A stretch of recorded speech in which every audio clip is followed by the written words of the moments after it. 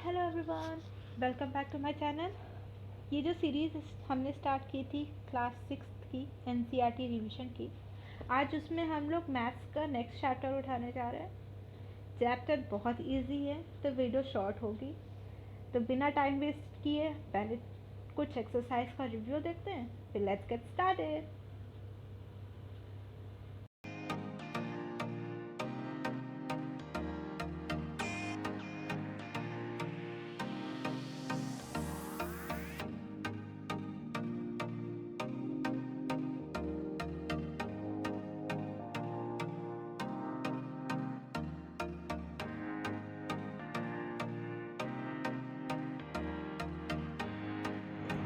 Chapter 12 ratio and proportion बहुत ही easy chapter है and बहुत आसानी से समझ में आ जाएगा। बस आपको कुछ बातों को ध्यान से सुनना है।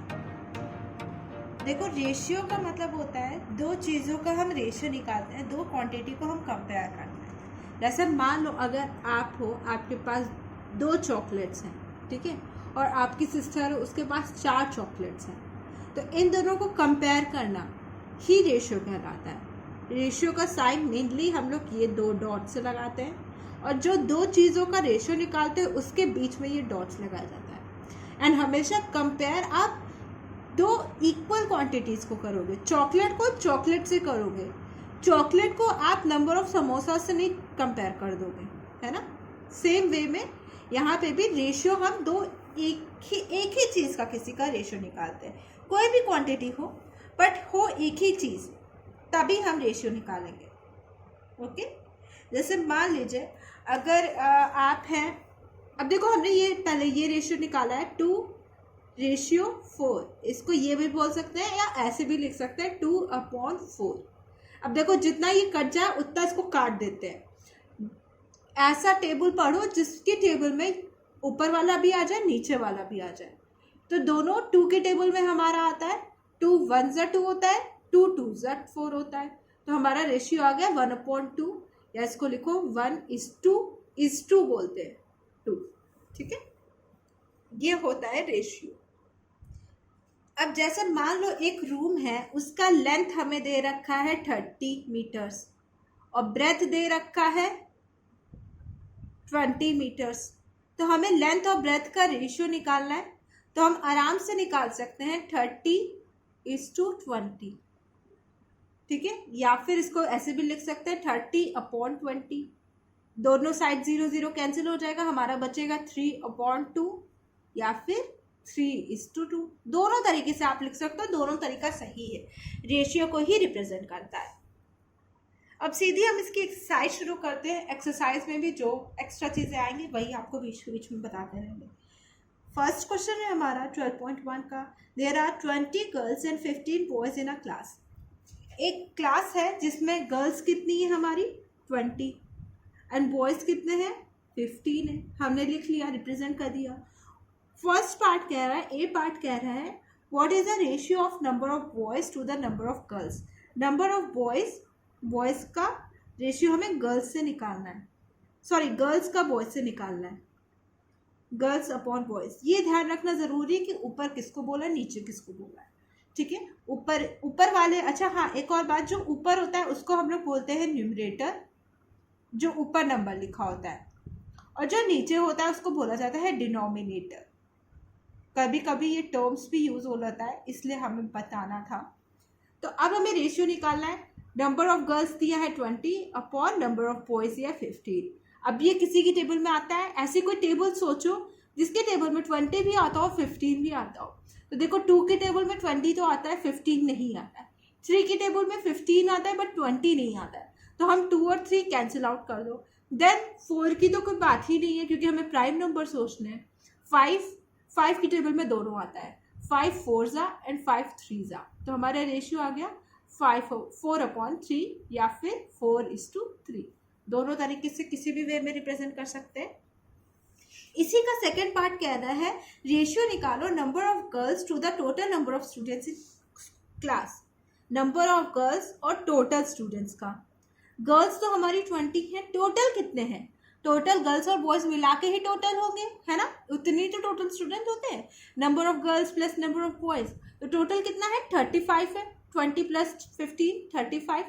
अब फिर से ऐसे टेबल सोचो जिसमें 20 भी आए 35 भी आए। 2 की टेबल में 20 आता है 35 नहीं आता है। 3 की टेबल में दोनों नहीं आते हैं। 5 की टेबल में दोनों आते हैं। 4 जा 7 जा, हमारा रेशियो आ गया 4:7। ये सिंपल हमारा रेशियो हो गया, यही आंसर हो गया। सिंपल सी बात है। सेकेंड क्वेश्चन कह रहा है out of 30 students in a class, 30 students हैं क्लास में जिनको 6 को फुटबॉल पसंद है, 12 को क्रिकेट पसंद है और जितने बाकी बच्चे हैं उनको टेनिस पसंद है। अब इसमें रेशियो कुछ निकालना है, इजी है, सेम तरीके से होगा तो वो आप लोग कर सकते हो। अब इसके बाद क्वेश्चन नंबर 5 थोड़ा अलग है, वो हम बता देते हैं कि कैसे करना है।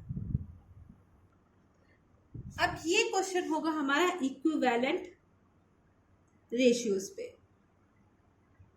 इक्विवेलेंट रेशियोज क्या होते हैं? देखो, दो रेशियो जो एकदम बराबर बराबर हो। जैसे कि मान लो अगर हम बोलते हैं हमारे पास अभी हमने चॉकलेट वाला इससे पहले एग्जाम्पल लिया था ना, 2:4 आया था, या इसको हम बोल सकते हैं हमने जब कट किया था 2/4 को तो हमारा आया था 1/2, 1:2। तो ये 2:4 और 1:4 इक्विवेलेंट है, ये दोनों बराबर हैं। इसको आप ऐसे भी लिख सकते हो, इसको आप ऐसे भी लिख सकते हो, 2/4:1/2, इस तरह भी लिख सकते हो। कोई भी एक रेशियो, कोई भी, जैसे मान लीजिए हमारे पास एक रेशियो दे रखा है 1/3, इसमें हम कोई भी नंबर मल्टीप्लाई अपने मन से कर सकते हैं, डिवाइड भी कर सकते हैं, बट जो भी करना है ऊपर नीचे दोनों तरफ करना है। अगर हम ऊपर में कोई मल्टीप्लाई कर रहे हैं तो हमें वही नंबर नीचे में भी करना पड़ेगा।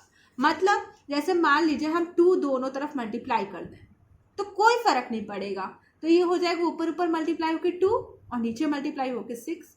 तो अब हम इसको बोलेंगे ये इक्विवेलेंट है, ये दोनों हमारे इक्विवेलेंट है, क्योंकि हमने एक ही नंबर से ऊपर भी मल्टीप्लाई किया, एक ही नंबर से नीचे भी किया है।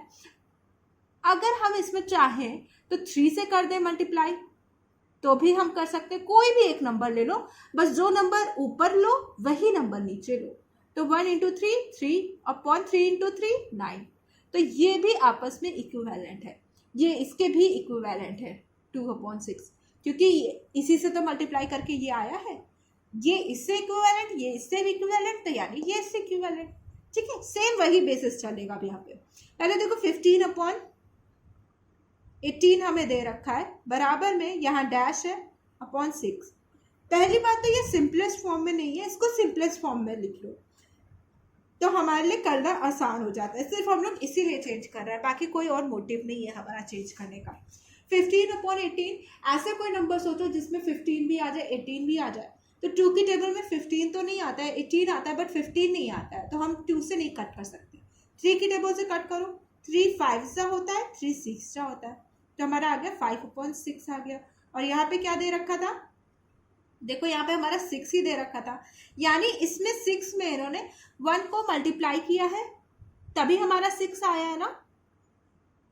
तो यानी हमें यहाँ पे भी 1 को ही मल्टीप्लाई करना पड़ेगा, तो यानी हमारा यहाँ 5 आ जाएगा। तो यानी पहला हमने वो भर दिया, फिलअप भर दिया 5 से। ठीक है, अब ध्यान रखना हमारा यहाँ 5/6 था, ये सिंपलेस्ट फॉर्म है, तो इससे आगे कंटिन्यू करना आसान हो जाता है।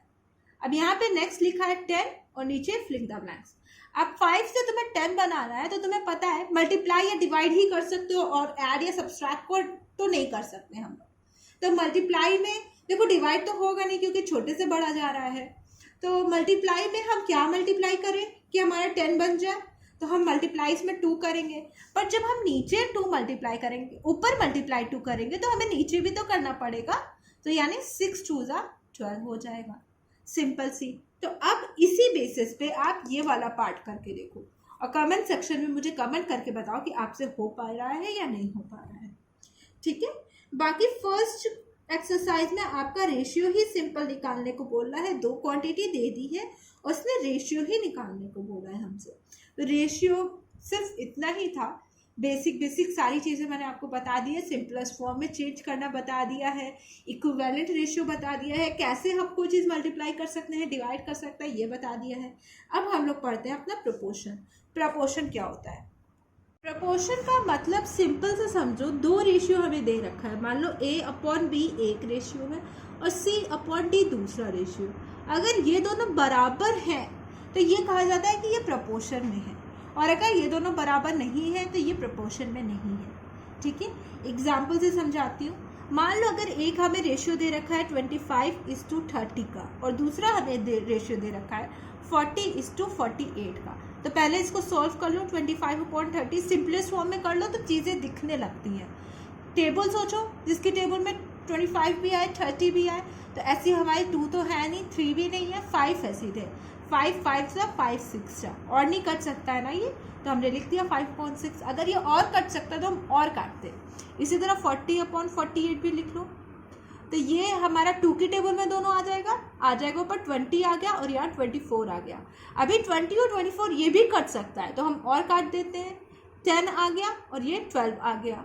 अभी भी ये दोनों कट सकता है, ये 5 आ गया 2 की टेबल में और ये 6 आ गया। क्या आ गया? 5:6 आ गया। देखो यहाँ वाला नंबर और ये वाला रेशियो बराबर आ गया ना, बिल्कुल बराबर है। तो हम ये कहेंगे 25:30 is in ratio, is in proportion with, proportion का साइन ये होता है डबल रेशियो का साइन, 40:48। सिंपल सी बात। दोनों रेशियोज को निकालो और अगर दोनों की वैल्यू इक्वल आ रही है आपकी तो वो प्रोपोर्शन में होते हैं। ठीक है, तो अब हम लोग एक्सरसाइज 12.2 स्टार्ट करते हैं। देखते हैं उसके क्वेश्चंस कैसे हैं। देखो इसमें फर्स्ट क्वेश्चन में हमें कुछ नंबर्स दे रखे हैं और उसको बोला है कि बताइए determine if the following are in proportion. First part दे रखा है 50, 45, 40 एंड 120। तो हम रेशियो निकाल लेते हैं, इन दोनों का रेशियो, इन दोनों का रेशियो, फिर देख लेते दोनों रेशियो बराबर आ रहे हैं कि नहीं। 15/45 एंड इधर 40/120। पहले देखो इसकी टेबल पढ़ लो, दोनों 3 की टेबल में आ जाएगा, 3 5 एंड 3 15 है ना। नेक्स्ट फिर से ये दोनों आ जाएगा 5 की टेबल में, तो 1 और ये आ गया 3 हमारा क्या आया 1/3 आ गया। ठीक है, अब इसको भी कट कर देते हैं। पहले 0 से 0 कट गया, दोनों 2 की टेबल में आ जाएगा, 2 2 2 6 फिर 2 की टेबल में आ जाएगा 1 3। हमारा देखो 1/3 यहाँ पे भी आ गया, 1/3 यहाँ पे भी आ गया। तो means 15, 45, 40 and 120 are in proportion, ये प्रपोर्शन में है। ठीक है, सिंपल सी बात है। दोनों रेशियो को निकाल के आपको देखना है कि दोनों बगल बगल है या नहीं है। इसी बेसिस पे first, second, third and fourth तीनों क्वेश्चन सिर्फ एक इसी मेथड पे बेस्ड है। नेक्स्ट हम एक्सरसाइज 12.3 स्टार्ट कर रहे हैं। इसमें एक्स्ट्रा कुछ भी आपको बताने के लिए नहीं है, बस यूनिटरी मेथड यूज करके हम लोग ये क्वेश्चंस करेंगे, तो वो हम आपको क्वेश्चंस में ही बताते हैं कि कैसे करना है। फर्स्ट क्वेश्चन हमारा कह रहा है if the cost of 7 metre length 7 metre of cloth is 1470 rupees. हमको जैसे जैसे बोलता जाता है वैसे वैसे हम लिख ले रहे हैं। कॉस्ट ऑफ 7 मीटर क्लॉथ क्या दे रखा है ₹1470। अब इसने हमसे पूछा है find the cost of 5 metre cloth. 7 metre का दे रखा है, 5 मीटर का पूछा है, तो पहले 1 मीटर का कितना है। अगर हम आपसे बोले कि जाओ हमारे लिए 2 चॉकलेट लेके आओ जो कि 100 रुपए की हो, ठीक है, तो आप पहले प्राइस कैलकुलेट करोगे कि अच्छा 100 रुपए की 2 चॉकलेट यानी 1 रुपए की कितनी आएगी, सॉरी 1 चॉकलेट कितनी की आएगी 50 रुपए की। 100 से 2 डिवाइड कर दोगे ना, 100 डिवाइडेड बाई 2। तो सेम वे में यहाँ पे भी हम करेंगे। Cost of 1 metre cloth is equals to ₹1470 upon 70। Divide कर दो, 2 10 आ जाएगा, 7 की टेबल से चला गया। अब इसने हमसे 5 मीटर का पूछा है तो हम निकाल देंगे। 1 मीटर का निकल गया है तो हम 5 मीटर का सीधे निकाल सकते हैं। ₹210 इंटू 5 मल्टीप्लाई करके आप लिख दोगे ₹1050। आंसर आपका। ठीक है, सेम क्वेश्चन हमारा 2 है। 2 कह रहा है एकता अर्न ₹3000 इन 10 डेज। 10 डेज में एकता 3000 रुपीज अर्न करती है, तो आप एक दिन में निकाल लोगे कि कितना अर्न कर रही है। How much will she earn in 30 days. 30 days में कितना अर्न करेगी, तो एक दिन का निकाल लिया, उसी को आप 30 से मल्टीप्लाई करोगे। सिंपल क्वेश्चन है। नेक्स्ट हमारा क्वेश्चन 3 भी बहुत आसान है, सेम मेथड पे है, सेम तरीके से है। उसमें आप 1 डे का रेन निकालो और 7 डेज से मल्टीप्लाई कर दो। पहले 3 डेज का दिया है, 1 डे का निकालो, 7 से मल्टीप्लाई कर दो। क्वेश्चन नंबर 4 थोड़ा अलग है, इसलिए ये हम बता देते हैं। Cost of 5 kg of wheat is ₹91.5। ठीक है, कॉस्ट दे रखी है ऑफ 5 kg क्या है, ₹91.50। फिर what will be the cost of 8 kg wheat. तो पहले 1 kg का निकालो, 1 kg का, 1 kg का हो जाएगा ₹91.5/5। कट कर दो, ये कट हो जाएगा, डिवाइड होके क्या आएगा, 1 and 8 and 3.0। अब हमें 8 kg का निकालना है, तो हम आराम से 8 से मल्टीप्लाई कर सकते हैं, ₹18/30 इंटू 8। सिंपल तरीका। अब सेकंड चीज हमें कह रहा है, what quantity of wheat will purchase in ₹183 में कितना हमें मिल जाएगा। अभी तक हम इधर से देख रहे थे कि 1 kg में कितना मिल रहा है, अब उसने हमसे बोला कि ₹183 में कितना मिल जाएगा। यहां से आप देख सकते हो कॉस्ट ऑफ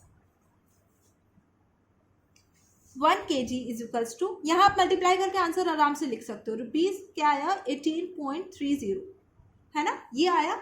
अब ये हमसे बोल रहा है कि 1830 में कितना मिलेगा। आप इसको आप उल्टा भी बोल सकते हो, इस तरह भी तो बोल सकते हो कि रुपीज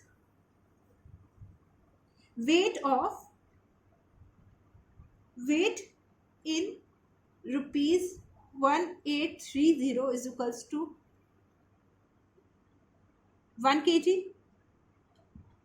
इतने का मिल रहा है ना, इतने में इतना मिल रहा है। अब ₹1 में कितना मिल रहा है, ये आप निकाल लोगे, ₹1/1830, और हमें निकालना टोटल कितने का है, 1830 का। तो इससे हम लोग मल्टीप्लाई कर देंगे, सिंपल। हम लोग क्या करेंगे, वेट इन ₹1, तो weight in ₹183 is equals to 1/1830 into 183। इसको आप सॉल्व करके आपका आंसर आ जाएगा, वेट निकल आएगा टोटल। तो यही था पूरा हमारा रेशियो एंड प्रोपोर्शन। क्लास 6 में सिर्फ इतना ही है इसमें और भी बहुत कुछ, बट वो क्लास 6 के अकॉर्डिंग नहीं है। अभी हम लोग क्लास 6 के अकॉर्डिंग चल रहे हैं, तो उसमें सिर्फ इतना ही है। ठीक है, तो बाकी सारे क्वेश्चंस इसी पैटर्न पे बेस्ड है, सब इजी है, सब आप आराम से कर सकते हो।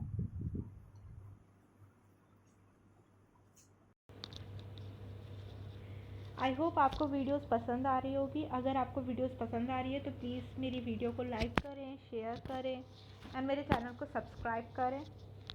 ऐसे ही आपका NCERT रिवीजन होता रहेगा। Thank you for watching.